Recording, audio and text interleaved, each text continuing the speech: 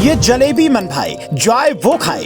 ये जलेबी सबसे अच्छी, दाम में भी सबसे सस्ती।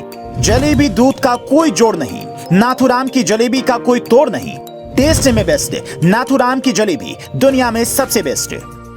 चाहे सुबह हो या शाम, मीठा खाने की क्रेविंग कभी भी किसी को हो सकती है। वैसे तो मिठाइयों में अनगिनत वैरायटी हैं, लेकिन बात जब ट्रेडिशनल मीठी की आती है तो उसका कोई तोड़ नहीं होता। ऐसे में जलेबी हिट लिस्ट में सबसे ऊपर है, जिसे हर कोई चाव से खाना पसंद करता है। जलेबी लवर्स आपको हर जगह मिल जाएंगे। अगर आप भी उनमें से एक हैं और जलेबी में कुछ अलग सा टेस्ट ट्राई करना चाहते हैं तो नाथुराम की जलेबी वाले स्टोर में विजिट करना तो बनता है। हरियाणा के सोनीपत में बना एक छोटा सा शहर जिसका नाम गोहाना है, जहां मिठास का खजाना है। अगर मीठे का ट्रेडिशनल टेस्ट अपनाना है तो आप भी यहाँ पर आएं, क्योंकि यहाँ की जलेबी का एक टुकड़ा शुद्ध देशी घी से बनाया जाता है, जिसका वजन 250 ग्राम से कम नहीं होता। इस जलेबी की दीवानी न सिर्फ इस शहर में है बल्कि देश दुनिया में भी है। नाथुराम की मिठाई की दुकान की जलेबियों की सबसे दिलचस्प पहलू ये भी है कि यहाँ की जलेबियाँ जैसा टेस्ट आपको कहीं दूसरी जगह पर नहीं मिलेगा।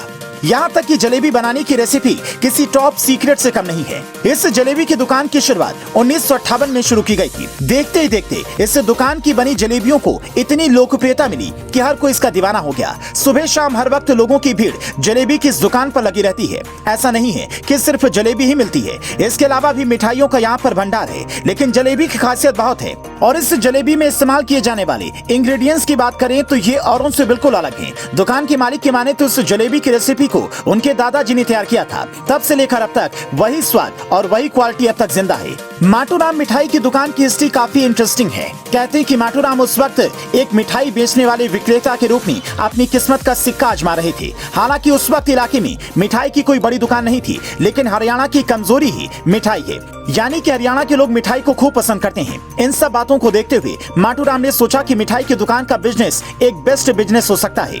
कभी गोहाना तहसील खाली जमीन था। ऐसे में जमीन के लेन देन के लिए मिठाई की खरीद और बिक्री होनी बहुत जरूरी थी। ऐसे में उनका बिजनेस ज्यादा जोर नहीं पकड़ पा रहा था। लेकिन माटूराम कहाँ मानने वाले थे। वो इस बिजनेस को हल्के में नहीं लेना चाहते थे। वो लोगों के सामने कुछ ऐसा पेश करना चाह रहे थे जो बिल्कुल नया और हटकर हो। हालांकि आमतौर पर जलेबी बनाने के लिए नॉर्मल मलमल का कपड़ा इस्तेमाल किया जाता है, लेकिन उन्होंने नॉर्मल कपड़े का इस्तेमाल करने की बजाय मिट्टी के एक ऐसे बर्तन का इस्तेमाल किया जिसकी तल्ली पर छेद था।